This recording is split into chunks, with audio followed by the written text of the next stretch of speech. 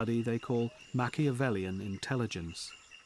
Why call it Machiavellian intelligence then and not just social intelligence? Well, we're naming it after Machiavelli, who, as many people will know, was an advisor to 16th century Italian princes and politicians of his day.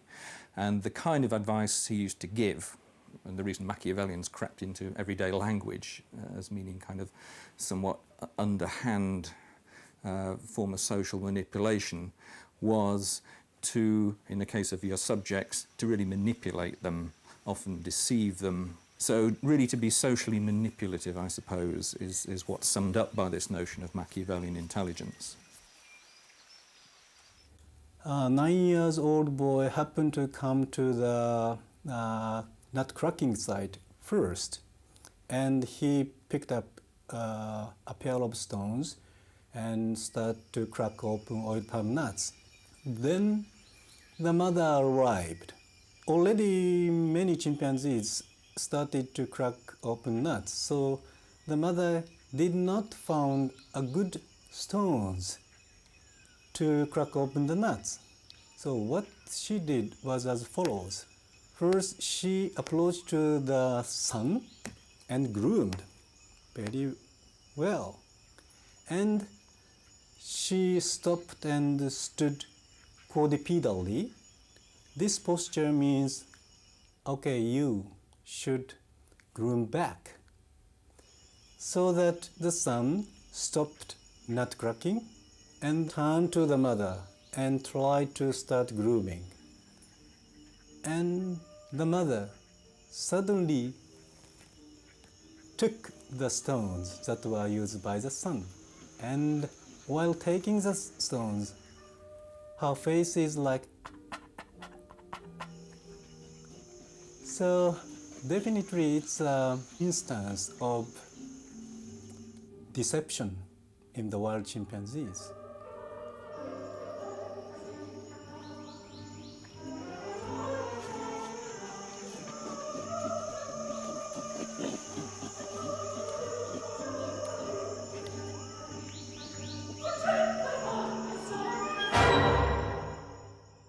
This kind of problem that you face in the social world can actually be so much more complex that may have been what drove the evolution of intelligence as we see it particularly in the primates, monkeys and apes. They're social climbers. As Machiavelli would have advised, they try and make relationships with the more powerful, useful individuals in the group. For example, they might do that by grooming them or helping them on certain occasions in fights. But then there may also be incidents where they appear to be making friends and they will switch in a rather, what might strike as being anthropomorphic, as being an underhand way, not a very, very friendly way. And so some of the switches in the alpha position can come about by one individual who might be called the kingmaker, switching its allegiance within these sort of top 2 or 3 individuals within the group. The term politics we started using for chimpanzees and other primates because they decide their dominance struggles by coalitions. And so it's not just, am I stronger than you or are you stronger than me? It's who are my friends and who's willing to help me and how do I pay them back for the help that they give me? And how do I prevent you from having friends that could endanger my position?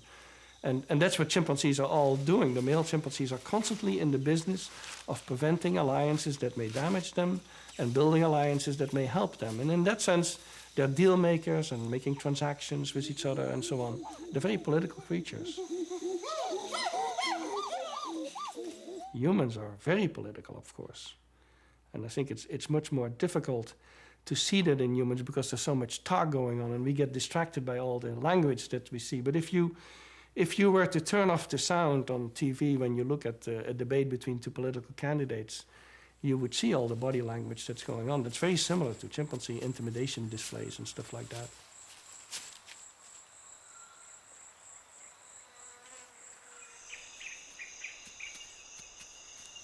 I think the issue of cooperation versus competition in chimpanzee daily life is an important one, particularly for males.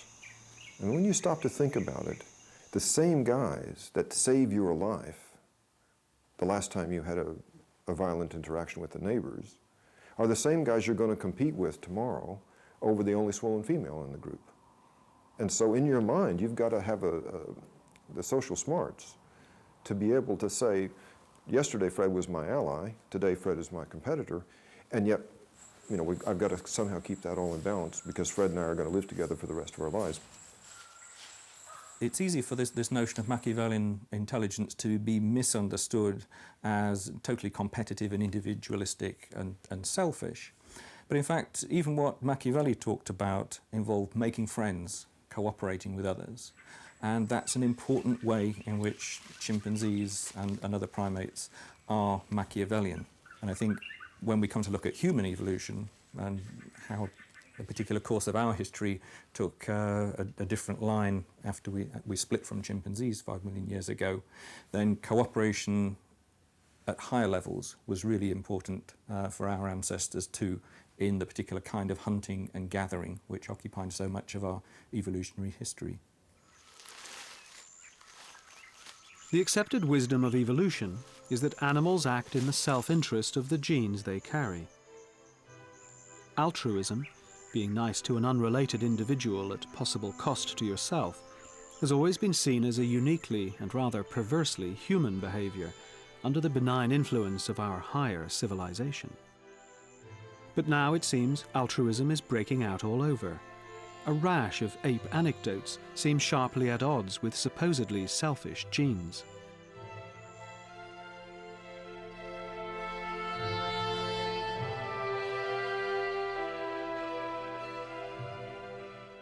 The idea that apes have a capacity for empathy is clear from the way they react to victims of aggression. They embrace them and groom them, something that other animals don't do. One of those anecdotes that exists out there, which was filmed, was this boy who fell into an enclosure at the Brookfield Zoo and was rescued by a gorilla female. A 6-year-old boy visiting Chicago Zoo fell into the gorilla enclosure. Panic ensued, especially when an adult female gorilla lifted the unconscious boy and carried him off. Yet the gorilla not only didn't harm the boy, she actually carried him over to the door where she knew the keeper would come. The boy was indeed rescued and later recovered fully from his fall. An ape had rescued a human. And of course there was a lot of skeptical reaction by the scientific community to this, but it ended up that this female actually paid attention to an unconscious boy and brought him to a place where people could take care of it. And so there's many of that kind of anecdotes around, and people who know great apes, people who know gorillas and chimpanzees, they're not surprised by the actions of that female gorilla at all, because a female chimpanzee would obviously do that for a juvenile of its own species. The only difference here was she was doing it for a juvenile of our species.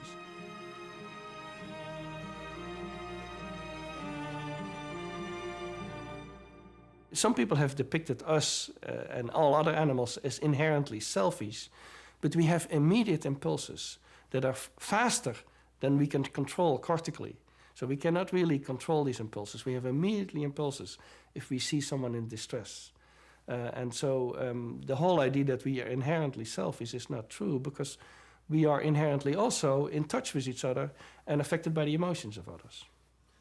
We tracked a group of gorillas into a small island of forest, a small patch in the middle of a savanna.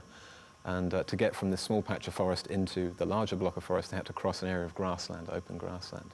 And I hid behind a rock and waited for them to cross. What happened was most of the group crossed on a small path across the grassland into the main block. The last two individuals to cross the savanna were a silverback and a subadult. This is an animal about 6 to 8 years old. And the silverback, it was obvious, was either very old or very ill. He was emaciated, very thin, and seemed to be having a lot of trouble walking.